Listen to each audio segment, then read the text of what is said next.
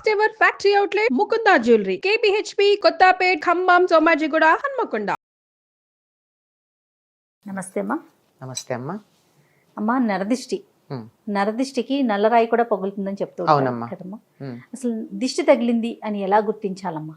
మామూలుగా అయినట్టయితే చిన్నపిల్లల విషయంలో వాళ్ళు పిచ్చిగా ఏడుస్తూ ఉంటారు, పెంకిగా ఏడుస్తారు. కాస్త ఉప్పు తీసుకుని మా ఇంట్లో పెద్దవాళ్ళు చెప్తారు, ఉప్పు రాళ్ళు తీసేయి అంటారు. అంటే మెత్తన ఉప్పు కాదు, రాళ్ల ఉప్పు అని అక్కడ అర్థం కదా. ఉప్పు రాయి తీసేయి అంటే వాళ్ళ చుట్టూతా ఇట్లా 3 సార్లు తిప్పి తీసి పడేసామంటే నీళ్ళల్లో పిల్లలు ఊరుకున్నారు. అయిపోయిందా? దిష్టి పోయినట్టేనా? ఎవరో శాస్త్రీయంగా నిరూపించామా లేదా అన్నది పక్కకు పెడితే ఈ క్షణాన మనకి ఫలితం ఉన్నదా లేదా అంతే. అంచేత పిల్లల విషయంలో బాగా తెలుస్తుంది. మరికొన్నిట్లో చెట్టు చూస్తూ ఉండగా అలా మాడిపోతుంది. బాగా కాసే పూసే చెట్టు ఎందుకు మాడిపోయింది? దిష్టినేనమ్మా, దిష్టి వల్ల. అందుకని కొంతమంది దాని మీద పరిశోధన చేసి తవ్వి ఆ చెట్టుకి ఏమన్నా వేరు పురుగు పట్టిందా ఇలాంటివన్నీ పరిశోధన కూడా చేశారు. ఏమీ లేదు. వేరు పురుగు పడితే కూడా ఒక్క రోజులో మాడిపోదు, క్రమంగా పోతుంది. ఇది దిష్టి తగిలితే ఒక్క రోజులో మాడిపోతుంది. ఒక్క రోజులో ఇవాళ చూస్తే బాగుంది, నిన్న బాగుంది, ఇవాళకి ఏమిటో ఒడిలినట్టు అయింది, రేపటికి పూర్తిగా ప్రాణం లేనట్టు అయిపోతుంది. మహా అయితే 2-3 రోజులు అట్లా. అప్పటిదాకా బాగా పాలిస్తున్నటువంటి ఆవు గేదె మర్నాటి నుంచి అసలు ఒక చుక్క పాలివ్వవు, దగ్గరికి రానియవు, ఆఖరికి దాని దూడకు కూడా పాలివ్వవు. అట్లా అయిందంటే దిష్టి అనుమానం వస్తుంది. అలాగే ఇంటి ముందు కట్టినటువంటి గుమ్మడికాయ హఠాత్తుగా కుళ్ళిపోతుంది. సాధారణంగా ఏం జరగాలి? అది ఎండిపోవాలి, ఎండి ఒడిలిపోతాయి. అట్లాంటిది నిన్నటిదాకా బాగానే ఉండి ఎందుకు క్రమంగా చెడిపోయిందా అనడానికి, చెడిపోతుంటే వాసన వస్తుంది. వాసన వచ్చిందో లేదో తెలియదు, వాసన కూడా రాదు, హఠాత్తుగా కుళ్ళిపోయి దాని నుంచి పడిపోతుంది. ఇట్లాంటివన్నీ చూస్తే ఇది దృష్టి దోషమని అంటూ ఉంటారమ్మా. కంటికి కూడా ఒక శక్తి ఉంటుంది కదా, చూపుకు కూడా ఒక శక్తి ఉంటుంది. ఉంటుందనే కదా మనం నీ చల్లని చూపు ప్రసరింపజేయి, కరుణామృత దృష్టి చూడు, దయ తలచు అని ఇలాంటి పదాలు వాడుతూ ఉంటారు. ఇది మన తెలుగు వాళ్లే కాదండి, అన్ని భాషల వాళ్ళు వాడతారు, పాశ్చాత్య దేశాల్లో కూడా వాడతారు. ఆ చల్లని చూపులు అనేది చక్కగా మమ్మల్ని బాగా, వాళ్ళకి చల్లని కాదనుకోండి, వాళ్ళకి వామ్ కావాలి అంచేత సందర్భాన్ని బట్టి ఆ చూపు అన్నది లుక్ అంటారు వాళ్ళు, pay A look, something like that అలా వాడతారు.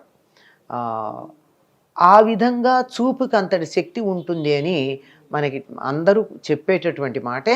కనుక 10 మంది ఒక దాన్ని చూసి అసూయ పడితే, అసూయతో గనక చూసినట్టయితే, అసూయ కన్నా కూడా ఈర్ష్యతో గనక చూసినట్టయితే అది ప్రతికూల ప్రభావం కలుగుతుంది. అందువల్ల వాళ్ళకి ఏదో ఒక హాని కలగడం జరుగుతూ ఉంటుంది. అందుకే ఈ మధ్యకాలంలో చెప్తున్నారు, పిల్లలు చాలా బాగున్న వాళ్ళు కాస్త హఠాత్తుగా వ్యాధికి లోనయ్యి చిక్కిపోయి, చనిపోవడాలు లాంటివి కాదు కానీ చిక్కిపోవడం, ఏడుస్తూ ఉండడం, నవ్వుతున్నవాడు మళ్ళీ ఏడుపు మొహంగా ఉండడం, ఇట్లా జరుగుతోంది. ఏమిటి అంటే దానికి ఒకళ్ళు చెప్పారు, మీ పిల్లల ఫోటోలు స్టేటస్లోను, ఫేస్బుక్లో, సోషల్ మీడియాలో పెడితే ఎంత బాగుందో అని 10 మంది అనేటప్పటికీ అయ్యో నా కొడుకులా లేడే అని అసూయతో కానీ ఈర్ష్యతో కానీ కొంతమంది చూశారు అంటే దానివల్ల జరిగి ఉండొచ్చు అని చెప్తున్నారు. అది వాస్తవం ఎంతో మనకి తెలియదు, కానీ చెప్పడం మాత్రం నిజం. అది నిజం అవునో కాదో కానీ 10 మందిలోకి వెళ్ళి ప్రదర్శన చేసుకున్న తర్వాత మాత్రం వాళ్ళకి ఇబ్బంది కలగడం అన్నది ప్రత్యక్షంగా మనం చూస్తూనే ఉన్నాం. దాన్ని నరదిష్టి, నరఘోష ఇట్లాంటి పదాలతో మనం వాడుతూ ఉన్నాం దాన్ని. ఇది పోవాలంటే ఏం చేయాలమ్మా? ఒకటి ఉప్పుతో తీయటం అన్నారు, అది పిల్లల వరకు, పెద్దవారికి కూడా అంతే. పెద్దవాళ్ళకు కూడా అంతేనమ్మా. మామూలు వ్యక్తులకు అయినట్టయితే అంతే. ఈ మధ్య కాలంలో చాలా మంది ఏం చేస్తున్నారంటే ఈ ఉప్పు తీసి, రాళ్ల ఉప్పు, సముద్రం నుంచి వచ్చినటువంటి ఉప్పు, ఆ ఉప్పును తీసి ఇంట్లో నలుగురు వచ్చేటటువంటి చోట పెడుతూ ఉంటారు. దానివల్ల దృష్టి దోషం పోతుంది. ఉప్పుకి నెగటివిటీని ఆకర్షించే లక్షణం ఉంది. అందుకే పూర్వకాలం ఏమనేవాళ్ళు అంటే, ఉప్పు జాడీలే ఉండేవిగా రోజుల్లో, ఉప్పు జాడీ మీద మూత తీస్తే విషం అవుతుంది అనేవాళ్ళు. విషం మాట ఏమో కానీ నెగిటివిటీని ఆకర్షిస్తుంది కనుక ఎప్పుడు కూడా ఉప్పు మీద మూత తీసించకూడదు. ఉప్పు ఓపెన్గా ఉంది అంటే మనం దాన్ని తినకూడదు, పడేసేయాలంతే. అది అందువల్ల ఉప్పు పెడుతూ ఉన్నారు. ఆ పెట్టినటువంటి దానిని తీసుకెళ్ళి ఫ్లష్ చెయ్యాలే తప్ప బయటపడేయటం కానీ అట్లా చేయకూడదు. ఎందుకంటే ఆ నెగిటివిటీ ఇంకోళ్ళకి ఇచ్చిన పాపం మనకి రాదా? అదే ఖచ్చితంగా వస్తుంది. అందువల్ల వీలైనంత వరకు అట్లా చేస్తూ ఉంటారు. ఈ మధ్య కాలంలో చాలా మంది కాలికి ఏదో నల్లతాడు చుట్టుకోవటం, అవును, నల్లదారాలు కట్టుకుంటున్నారు, నల్లదారాలు కట్టుకోవడం చేస్తున్నారు. పూర్వం అయితే దిష్టి చుక్క పెట్టుకునేవారు. అది కూడా బ్యూటీ స్పాట్ అవడని. బ్యూటీ పూర్వకాలం సినిమాలు చూడండి, అందరికీ ఒక బ్యూటీ స్పాట్ ఉంటూ ఉండేది. అది పిల్లలకైతే పెద్ద అందంగా ఉన్న పిల్లలకి, చంటి పిల్లలకి పెద్ద నల్ల చుక్క ఒకటి పెట్టేవారు బుగ్గన, దిష్టి చుక్క. అంతెందుకండి, పెళ్లి కూతురికి పెళ్లి కొడుకుకి పెడతారు. ఎందుకని? అసలు ఆ సమయానికే ఆ పెళ్లి కూతురులోను పెళ్లి కొడుకులోను ఆ అలంకారానికి ఒక కళ వచ్చేస్తుందమ్మా, లక్ష్మీనారాయణ కళ. ఆ కళ వల్ల వాళ్ళ వంక ఆకర్షణగా చూశారనుకోండి అందరూ.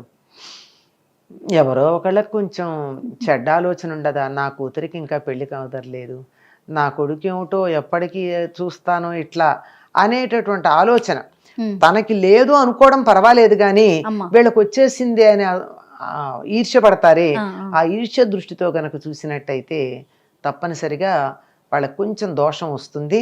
అందుకని అది దానికి దోషం తగలకుండా ఉండడానికి, దోషం సోకకుండా ఉండడానికి చుక్కలు పెడుతూ ఉంటారు.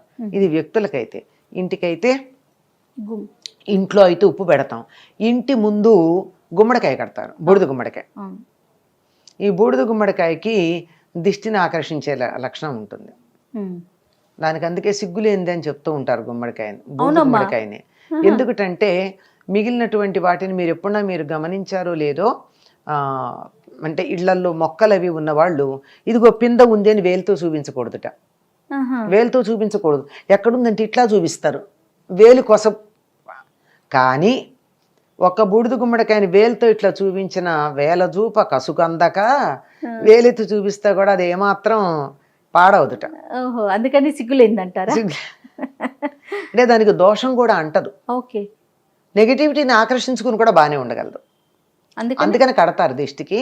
అలా కడితే దానికి ఏదో వెంటనే అది చాలా వరకు ఆకర్షిస్తుంది. ఎక్కువైనట్టయితే వెంటనే అది కుళ్ళిపోతుంది. అసలు అంత దాకా ఆలోచించక్కర్లేదమ్మా. దేన్నైనా చూసి ఎంతో బాగుంది అని ఏకాగ్ర దృష్టితో చూస్తే చూపుకో శక్తి ఉంటుంది కదా. అవును, ఆ శక్తి డైవర్షన్ ఉంటుంది ముందర. అక్కడ బూడిద గుమ్మడికాయ బుగ్గన చుక్క పెడితే అంతే. ఇంట్లో నెగిటివ్ వైబ్రేషన్స్ అయితే అది ఇంకా ఆకర్షణ కాదు. కానీ మీరు చిన్నపిల్లలు స్కూళ్ళల్లో ఆడుకుంటూ ఉంటారు, నీకు తలనొప్పి తెప్పిస్తాను చూడు అంటూ ఉంటారు, గమనించారా? అని వేలు ఇలా పెట్టి నా వేలు వంకే చూడనట్టే తిప్పుతారు. అంటే ఆ తన చూపును అలా కాన్సన్ట్రేట్ చేసేటప్పటికి ఓ శక్తి ఉత్పన్నమైందా? అయిందా? అవునమ్మా. మరి అట్లాంటిది తీక్ష్ణంగా జయ చాలా బాగుంది, వాళ్ళ చంటి పిల్లలాగా ఉంది, 10 ఏళ్ల వయసు తగ్గినట్టుంది, ఎంత అందంగా ఉందో అని నేను ఇలా తీక్ష్ణంగా చూస్తే కంటి రెప్ప వేయకుండా నీకు ఏదన్నా హాని కలిగే అవకాశం లేదంటారా? అందులో దురుద్దేశంతో ఉంటే ఉంటుందా, ఉండదా? అంతే. అంత సింపుల్ అమ్మా నరదిష్టి తగలడం అన్నది. తగులుతుంది, అందులో అనుమానం ఏం లేదు. అందువల్ల దాని నుంచి తప్పించుకోవడానికి మంచి మార్గాలు ఉన్నాయి. మొట్టమొదట మనకున్నటువంటి ఏదైతే మనకి విలువైందుందో దాన్ని 10 మందిలో ఆడంబరంగా ప్రదర్శించకుండా ఉండండి.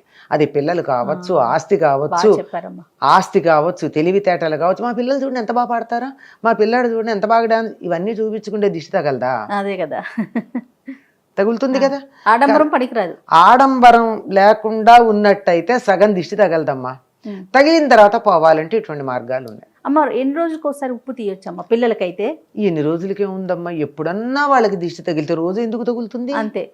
రోజు తగలడానికి రోజు ఏమన్నా మీరు ఎగ్జిబిషన్కి తీసుకెళ్తున్నారా? వాళ్ళని ఎగ్జిబిట్ చేస్తున్నారా అందరికీ? లేదు కదా. ఎవరన్నా మనకి కొంచెం అందులో పర్టిక్యులర్గా కొంతమందినంటే వీళ్ళ దిష్టి చూపు అని చెప్పేస్తారండి. వాళ్ళు ఎవరింటికి వెళ్తే వాళ్ళంతే నాశనం. వాళ్ళు గట్టికి ఇది బాగుందని అన్నారంటే వాళ్ళు నాశనం అవుతారు. కొద్దిమంది, అందరూ కాదు సుమా. అట్లాంటి వాళ్ళకి ఎలాగో తెలుస్తుంది పాపం. అటువంటి వాళ్ళు వచ్చినా 10 మంది దగ్గరికి వెళ్ళినా పిల్లలకి దిష్టి తగిలింది అనేటటువంటి సందేహం మనకు వచ్చినా 10 మంది చూపు పడే ఒక కార్యక్రమంలో పాల్గొన్నా దిష్టి తీస్తారు. ఇది ఎర్ర నీళ్లతో తీస్తారు, ఉప్పుతో తీస్తారు, కొబ్బరికాయ మీద కర్పూరం పెట్టి తీస్తారు, ఇలా రకరకాల పద్ధతులు. ఎండుమిర్చితో తీస్తారు, ఎండుమిరపకాయలతో తీస్తారు. ఓకే. గమ్మత్తు ఏంటంటే ఎండుమిరపకాయలు తీసి భగభగా మండుతున్నటువంటి నిప్పుల్లో వేస్తే గొట్టు రాదు. అవును. మరి ఏమిటది రాకుండా ఎట్లా ఉంది? అవును. ఇవన్నీ నిదర్శనాలే. నూనె గుడ్డతో కూడా ఆ నూనె గుడ్డతో తీసి వెలిగిస్తారు. వెలిగిస్తారు. వెలిగిస్తే దాని నుంచి నీళ్ళ చుక్కలు వస్తాయి. అవును. అవును. నూనె చుక్కల బదులు నూనె గుడ్డతో తీసి వెలిగిస్తే నీళ్ళ చుక్కలు టపటపా కింద పడుతూ పడతాయి. ఉంటాయి. అవును. మరి అంటే దిష్టి ఉందని అర్థం. ఓకే. దృష్టి దోషం ఉందని. ఇన్ని రకాలుగా దృష్టి దోషాన్ని పోగొట్టేటటువంటి మార్గాలు మనకి పెద్దలు అందించారు. రైట్ అమ్మా. నమస్తే. నమస్తే.